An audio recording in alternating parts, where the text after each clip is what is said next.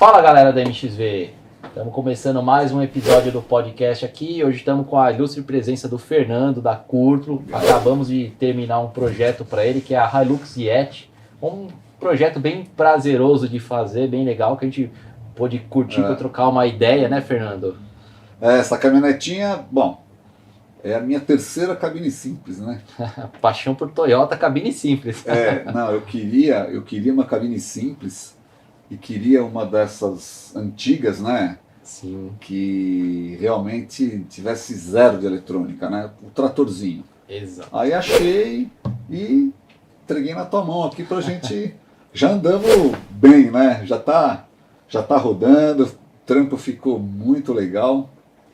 Isso é bom. Agora estamos na fase dos detalhezinhos ali. Né? Foi muito legal, foi bem divertido esses 5 meses aí. Mas isso é legal. 5 meses de trabalho. Aqui o pessoal olha o resultado pronto e fala, nem imagina o trabalho.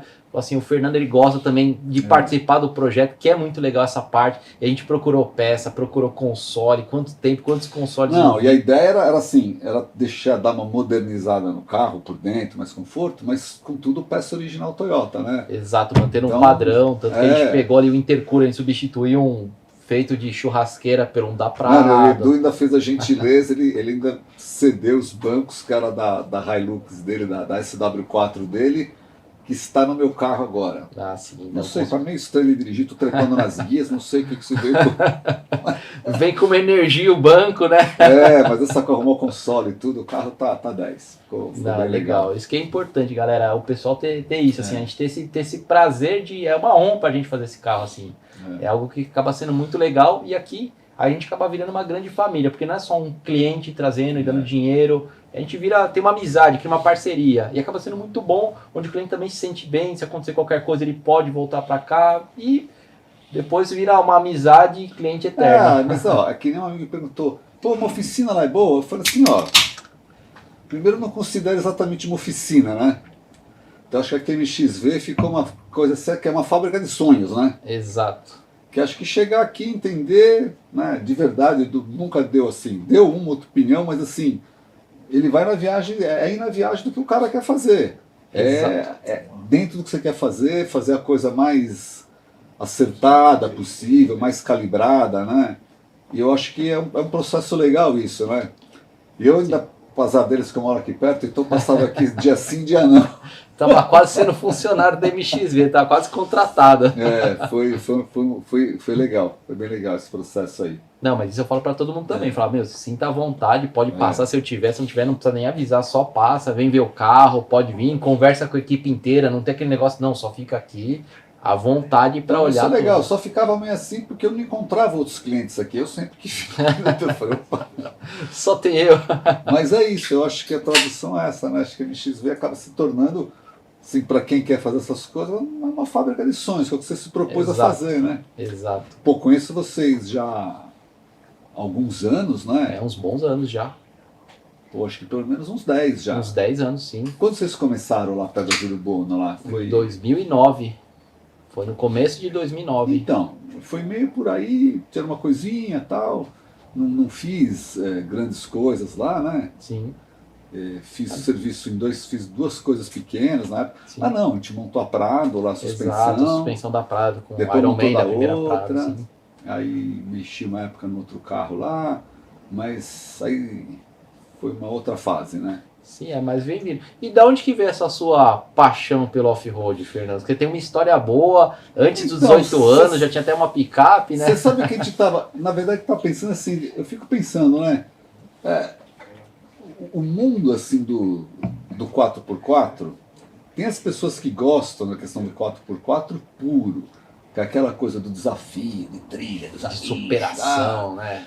Eu não sei, nunca foi minha praia, né? Uhum. Eu nunca tive nunca tive essa coisa salma de jipeiro, de off-roader realmente. E se enfiar naquele buraco, ficar horas pra passar no buraco, né? Ferrar o carro inteiro. Não, eu acho o caminho, o desafio, mas assim, eu sempre olhei carro, sempre gostei de carro, né? Eu tava te falando, o primeiro carro que eu tive, eu ia fazer 17 anos, eu morava ali no centro de Santana, e tinha um cara um pedreiro fazendo uma reforma ali na rua Dr. César, né? Pô, e o cara fazendo massa na caçamba, tal, eu olhei aquela caminhonete e falei, puta, que legal. E eu tive uma história antes como moleque, eu juntava jornal, fazia uns rolinhos lá para ter uma graninha, e todo o dinheirinho eu guardava, tinha uma poupancinha, mas eu olhei aquele carro, tinha uma plaquinha de vende. E meu pai, pô, me ajudou, comprei essa caminhonete, mas eu não sabia o que era. Ela era uma Marta Rocha, 1955. Então tem uma história muito particular, histórias muito engraçadas. Por exemplo, que ele vai falar da história do Gurgel. Não, por exemplo, acho que a primeira história assim, que eu falo que é a primeira... Pode falar a palavra não, né? Pode, à vontade. Mas eu faço a primeira cagada, né? Depois disso... Tinha um Corcel 1, eu ia fazer 18 anos, aí tinha um amigo meu, Glaucio, já tinha 18 anos, a gente resolveu ir para Ilhabela. Fomos para Ilhabela, com o Corcelzinho, acampar no sul da ilha, né? Corcel 1, né? E juntamos lá, depois chegou os outros, ficamos uns dias lá, e alguém teve a brilhante ideia da gente ir para Castelhanos. Dá para ir, por que não, né? Não sabia, não tinha noção do que era. Fomos para Castelhanos, estrada ruim, atravessa o riozinho, atravessa outro. Falei, nossa, se chover aqui, danou, né? E realmente danou. E realmente choveu e danou. Porque fomos, então assim, acho que foi a primeira grande aventura, né? Acabamos, era para chegar em casa no domingo, imagina, cheguei numa quinta-feira. Nossa. Meu, sem poder avisar. Sem nada, sem telefone. Não tinha nada naquela época. Não, eram 3 carros muito competentes para fazer a estrada, né? Que era um Corcel 1, um Passat e uma Brasília. Off-roads puro sangue. A Brasília se saiu melhor. A tração traseira ali, se tivesse um pneuzinho. Pô, e daí foi. Acho que essa coisa.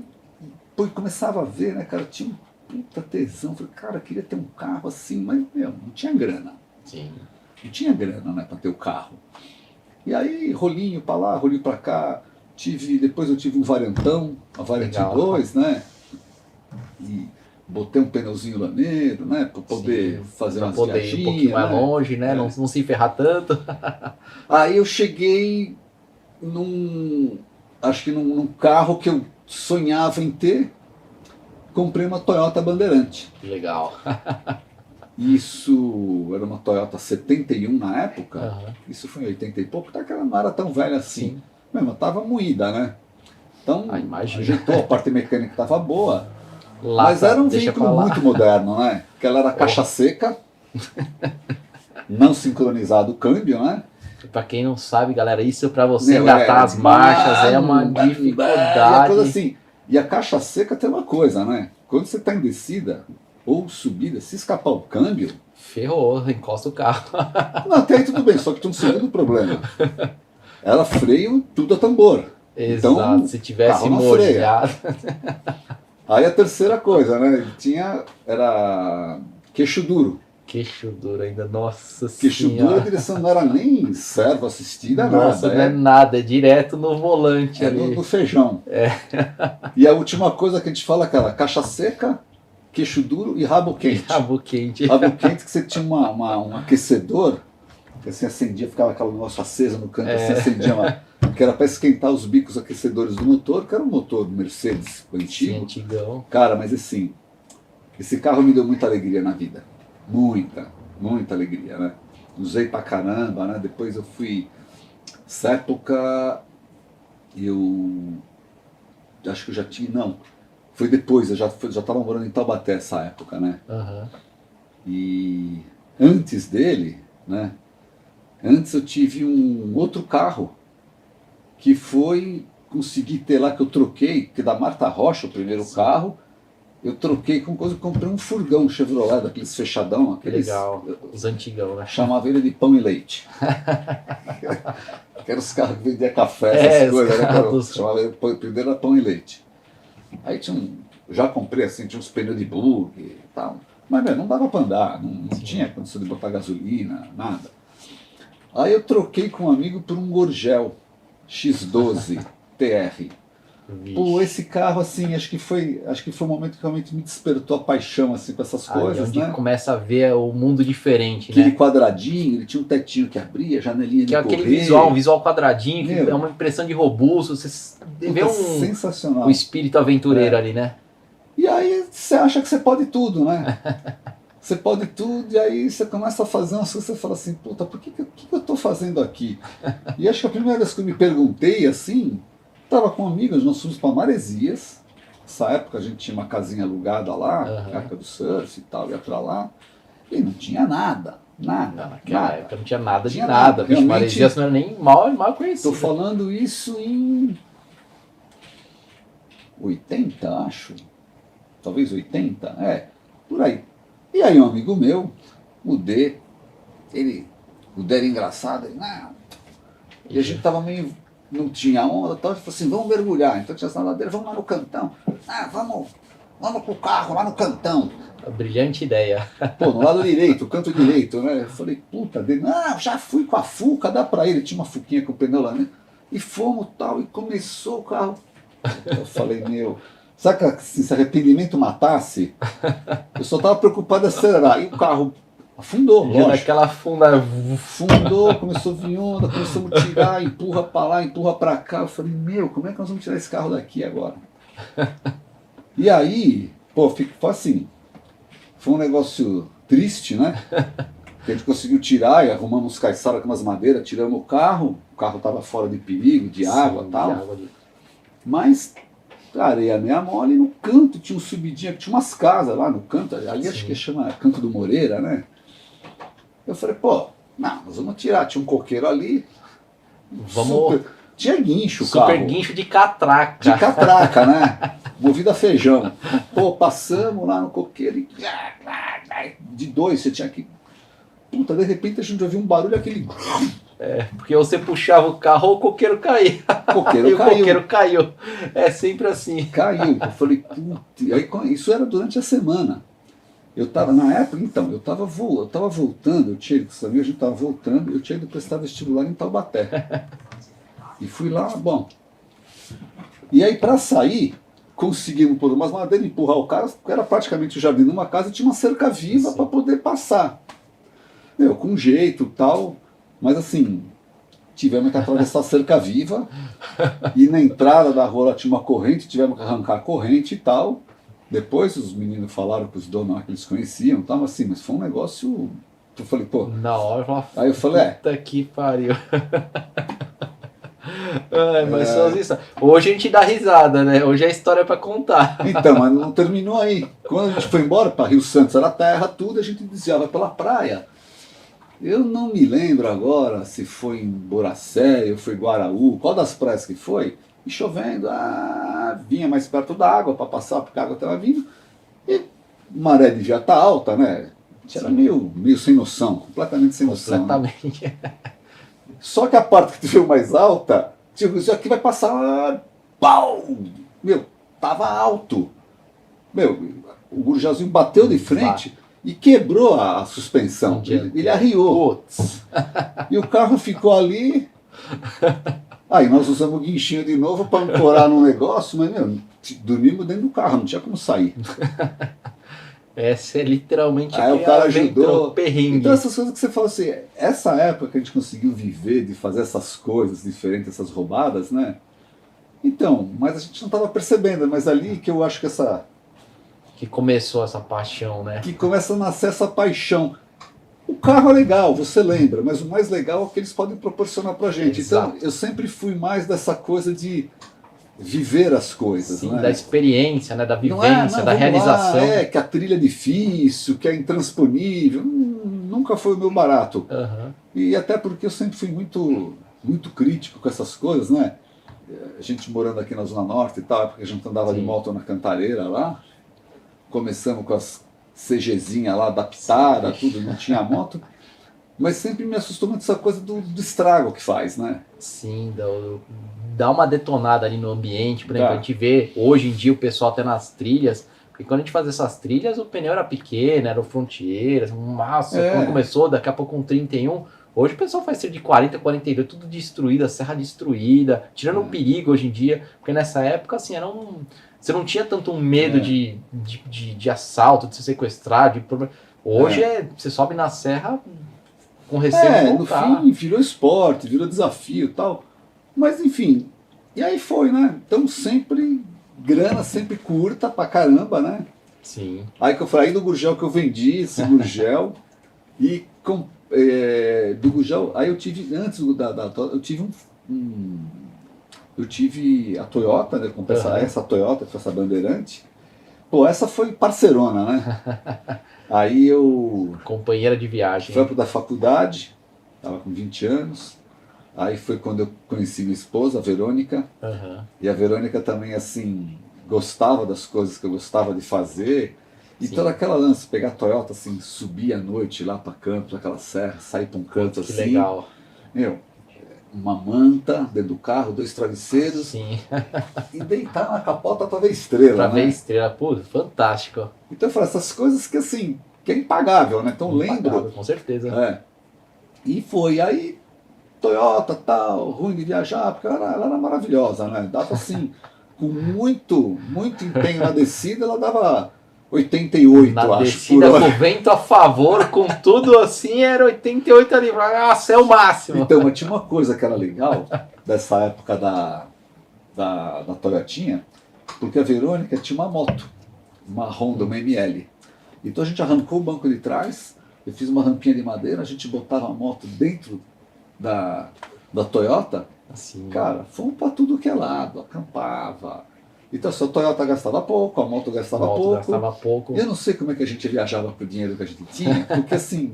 Não dava para viajar. E viajava, né? Viajava. Mas o que importa também... as coisas, dormia em qualquer lugar, né? Não tinha medo... Eu não sei se realmente não tinha perigo ou a gente era meio sem noção. Acho que é meio-meio. Meio-meio ali, já junta um pouquinho. Assim, tinha até um pouquinho de perigo, mas era menos assim, evoluído do que é hoje. E aí depois eu troquei esse carro com outro amigo, peguei um Fusca.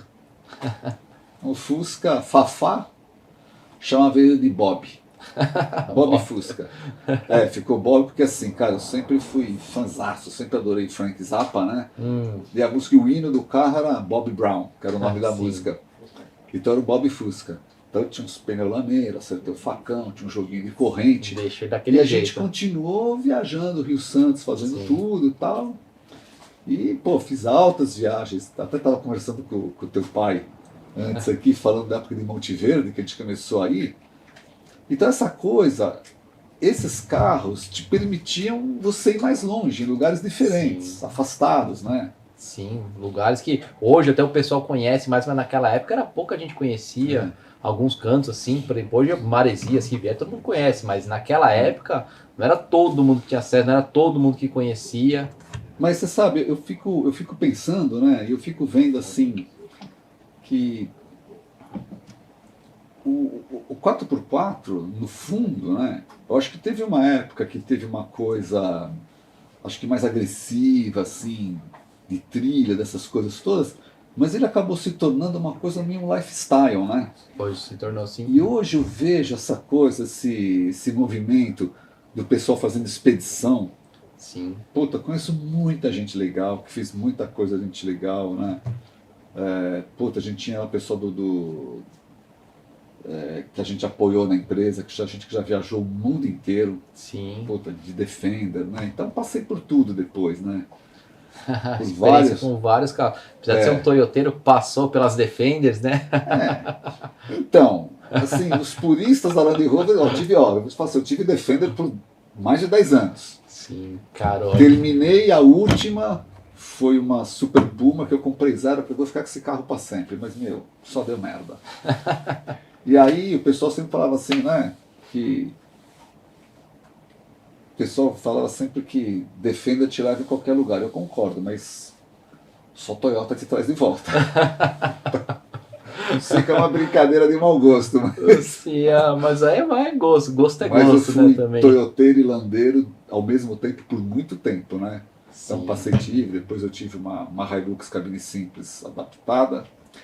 Na verdade eu comprei esse cara, que é um cara assim, acho que sempre foi um cara que construiu uns puta carros. Esse cara meio conhecido no meio da off-road também, que é o Gibote. Sim. Ele é de São Caetano, né? Sim. E essa caminhonete ele fez, essa Hilux, ela era uma cabine simples, eixo rígido, 93, que foi enxertado nela motor, câmbio e diferencial traseiro de SW4. E aí o eixo da frente foi flipado para poder casar tudo. Porra, era um canhão esse carro. Acabei vendendo de volta para ele. Não devia ter vendido o Gibote, mas... Mas aquelas coisas da vida, né? E Defender que eu tive durante muito tempo. Sim. Né? Uma brincadeira. Eu até hoje eu vejo as Defender e o coraçãozinho. Agora não dá para comprar mais, está muito caro. Não, agora nossos preços subiram demais, agora virou ouro, né? Não, mas é um carro que eu falo, esse espírito, né? A pessoa se cumprimenta e tal. Ainda tem muito isso, tem muito o pessoal que compra, ela guarda muito esse espírito aventureiro antigo, aquele pessoal de expedição, pessoal que se ajuda. Porque antes a gente tinha muita dessa questão. Você via um carro, você parava para ajudar, você perguntava se a pessoa precisava de alguma coisa. Pô, quantas vezes a gente não passa? Você via alguém que você nem conhecia, cumprimentava, parava, conversava. Hoje em dia a gente, assim, abriu muito o leque com as picapes mais modernas, uma galera moderna que já não tem mais tanto isso. Mas aí você sabe que o carro, para mim, essa coisa, assim, até quero contar uma outra passagem que eu fiz com um carro também super off-road, assim, né? Isso, eu sempre gostei de montanha, sempre gostei de trekking, de caminhada, dessas coisas, tal, também, né? E quando eu tinha 18 anos, logo que eu tirei carta, nessa época meu pai trabalhava na General Motors, então ele tinha um carro que era destinado de uso dele, ele podia alugar um carro, e a gente tinha um Chevetinho SL, tal, novinho, preto, pegou para minha mãe. Eu, meu primo e meu irmão fomos para Itatiaia.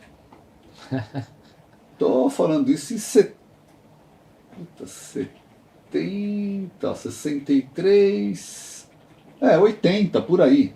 80, 83. A estrada era só pedra aqui. Maravilhosa. Então, para quem conhece ali, da divisa ali, onde tem a entrada, que chama Garganta do Registro, aí sobe a estrada de terra para subir lá. A gente demorou 2 horas para subir. Nossa. Meu irmão, moeu o chevetinho, né? Porque raspava tudo. A gente ainda descia do carro, tirava umas pedras para poder conseguir passar. Mas fomos com o carro. E depois voltei muitas vezes com outros carros e tal. Mas aquilo eu consegui chegar. Sim. Então eu falo assim, eu acho legal, né? As pessoas às vezes se preocupam muito com carros, carro bonito, moderno. Eu falo, tem que escolher bem. Sim, e carro você precisa cuidar, porque se você escolher bem, você pode ter um carro que você pode fazer quase tudo. Sim. Então hoje você tem muita opção. Eu particularmente gosto muito de carro de tração integral. Sim. Né? A segurança que ele traz, é fantástico também. Sim, você tem opção. Carro que tem uma altura que você possa andar em estrada de terra. Eu sempre gostei de fazer caminho por terra, por essas coisas, né? Então eu acho que isso tudo construiu essa paixão, né? Sim. Que eu tenho pelos carros. Não sou um off-roader, né? Nunca fui, mas tive a oportunidade de fazer muitas viagens legais. Então até com esse grupo aí desse amigo do Gibote, com essa caminhonete, a gente chamava ela de gafanhoto, porque ela era alta. Ela tinha amortecedor, a suspensão dela era amortecedor rancho na frente e atrás, com calibragem, né? Pneu 33 que ela tinha, guincho, ela tinha o que precisava, e rádio. Mas era Então nós fizemos 2 viagens para o Pantanal, fizemos Transamazônica. Um ano a gente fez com o Gibote, foi com essa turma aí. Foi o ano que eles lançaram a F250 4x4. Legal. Tinha um amigo nosso que era o Raul. O Raul ele se aposentou como comprador da Volkswagen, então tinha muito conhecimento com a indústria automotiva. E ele conseguiu 3 caminhonetes como comodato da Ford para a gente fazer essa viagem. E a gente tinha que fazer uns relatos, por exemplo, do clube do picapeiro que a Ford tinha na época. Que ela tinha isso daí. Pô, foi legal, mas é uma roubada, né? Porque não tinha celular. Não tinha nada. Não tinha celular. Quando muito, tinha um amigo nosso da turma lá, o James Lynch, né? James Lynch já com o René Delmotte, que é também esses bem experimentado, o René principalmente, que ele foi muitos anos piloto de teste lá da Volks, né? Eles chegaram de carro e até a nascente do Amazonas, fizeram umas coisas bem legais. São uma turma que é um pouco mais velha que eu, mas os caras assim sensacionais que têm esse espírito de desbravar as coisas, né? Isso é literalmente um bandeirante, né? Então com essas viagens que a gente acabou fazendo, a gente fez, foi sensacional. A viagem da Amazônia, a ideia era que a gente entender como é que foi a ocupação da Transamazônica. Então não é aquela coisa, eu não tenho nada contra, o pessoal quer ir no inverno, né? Sim. O inverno amazônico lá é a época das águas. Sim. Que eles chamam de inverno.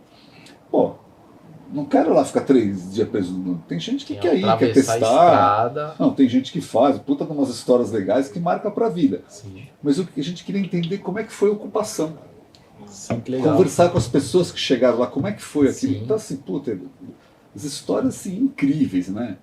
Sim, isso é algo único, né? Então a gente fez isso, e essas viagens foram 2 viagens para a Amazônia, e uma delas, né, então eu tive a oportunidade, quis ir conhecer onde foi o negócio que nasceu o projeto da Ferrovia da Madeira Mamoré.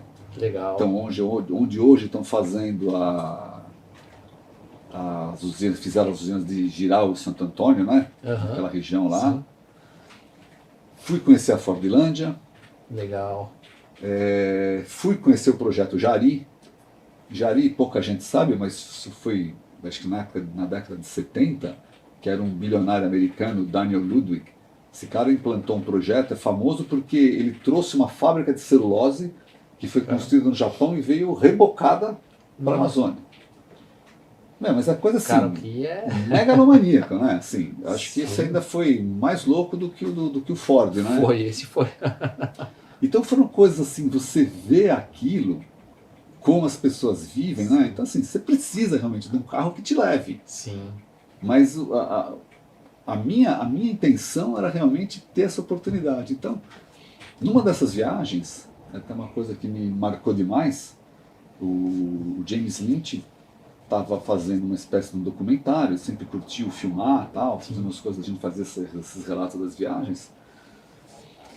Eu não vou me lembrar exatamente, mas era um lugar que a gente estava na Transamazônica, então assim, quando a gente fazia essas viagens para esses lugares, a gente sempre levava roupa, kit de higiene pessoal, material escolar, essa coisa assim para ajudar o pessoal local que pudesse ajudar como na verdade, pudesse. É tudo tão difícil, é tão... Sim. O acesso, tudo é difícil lá, né? Tudo.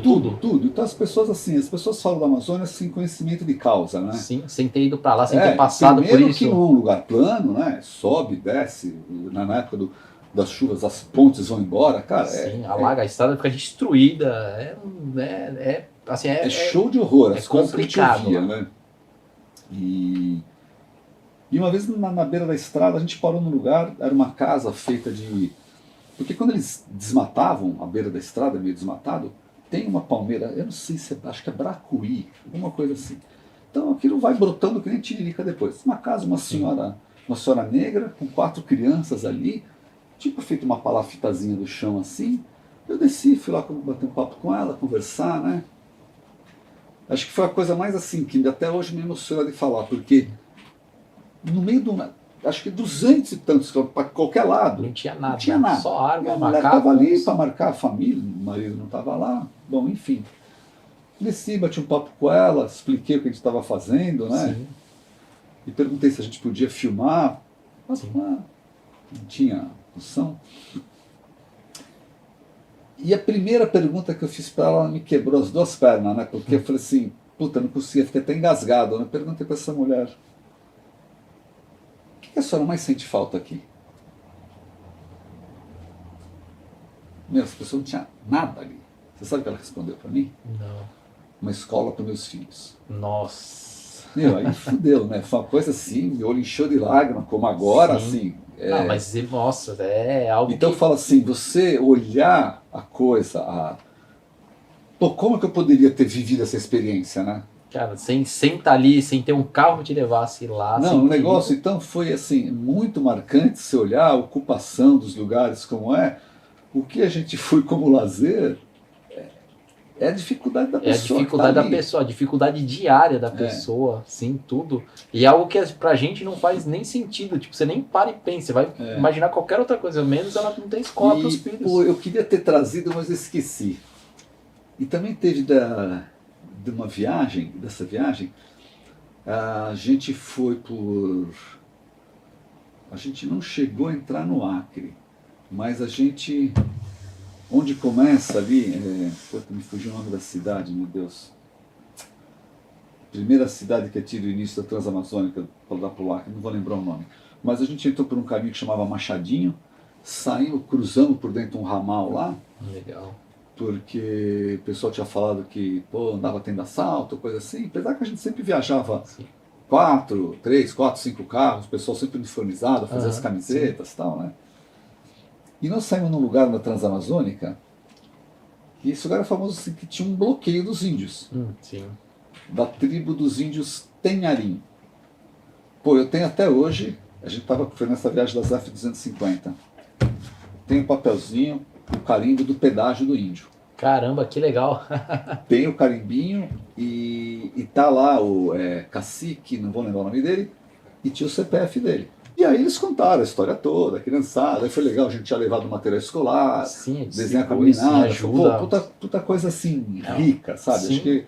Acho que são experiências assim que a gente leva pra vida, né? Pô, que legal.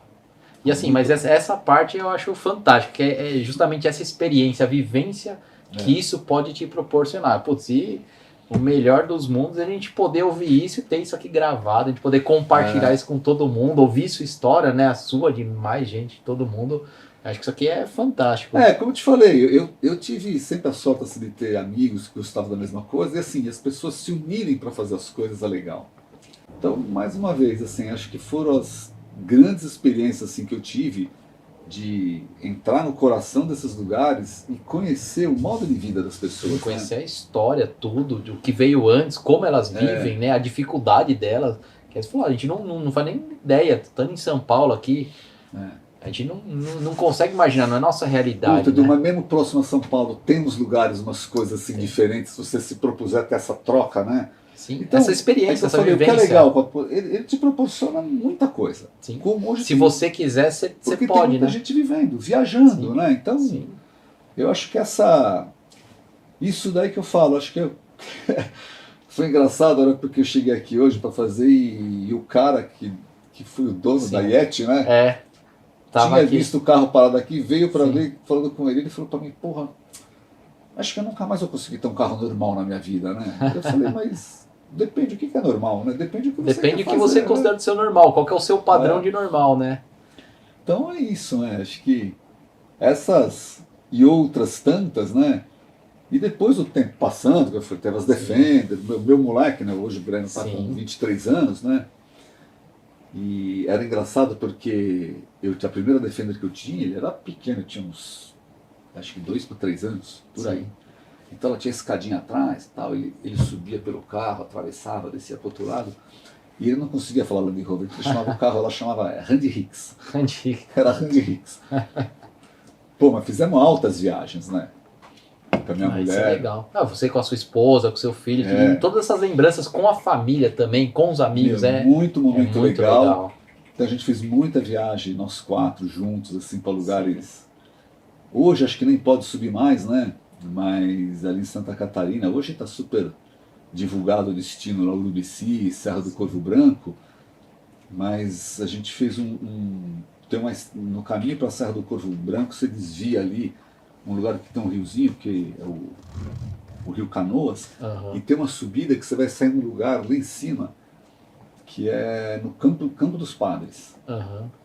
Puta, eu lembro, minha filha tinha 10 anos. 10 anos, o Breno tinha 4 anos. Sim. Eu lembro que a gente desceu do carro, né? Chegamos lá em cima. E detalhe, essa vez que a gente foi, um cara tá subindo, um cara falou, pô, você tá indo para tal lugar? Pra onde você tá indo? Tal lugar. Ele falou, não sei como é que é a estrada. Ele falou, pô, se eu precisar, você me ajuda? Sabe que carro que o cara tava? Que carro? Ele tava com uma Legacy. Nossa. Uma Subaru. Chegou, viu? A tração, o sistema de tração desse carro é muito bom.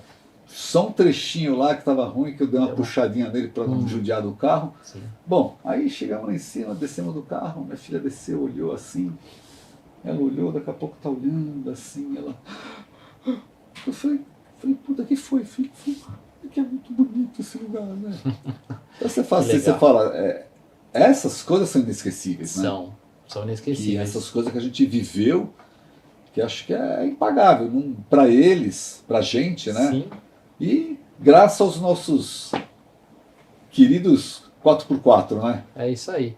Bom, legal, Fernando. Bom conhecer a sua história. Obrigado por compartilhar com a gente aqui. É o que você falou, são esses momentos, são impagáveis, são coisas que a gente leva no coração, né? Que transformam assim, a nossa vida pro melhor. A gente extrair o melhor da vida, poder aproveitar, poder curtir com amigos, com família. e levar isso pro resto da vida e agora poder compartilhar isso com as pessoas. Isso aí. E agora uma nova etapa aí que você ajudou a construir, né? Botar a Yeti de pé. Isso aí. E Então, que venham muitas aventuras e muitas lembranças boas. Vou usar bastante para fazer meu próximo projeto de vida. Com certeza. É isso aí, aí, Fernando. Valeu, obrigadão. Obrigado. É isso aí, galera da MXV. Obrigado, estamos finalizando aqui mais um podcast com essa história incrível do Fernando da Curto, nosso parceiro, cliente e amigo. Comprei o carro. Logo depois que eu casei, a Verônica sempre incentivou, né? Você entendeu? A Verônica nunca bateu bem na cabeça. A gente casou, faltava tudo em casa, nós juntamos tudo, enfiamos dentro do carro. Isso eu posso cortar depois, né? Tá gravando? Pode contar. Que legal. E aí nós pegamos. Então, e aí nós pegamos, sabe o que a gente fez? Nós trocamos. Casa faltava tudo, nós trocamos por duas mountain bike. Foi, no começo. E aí veio a inspiração, né? Pra gente fazer as coisas.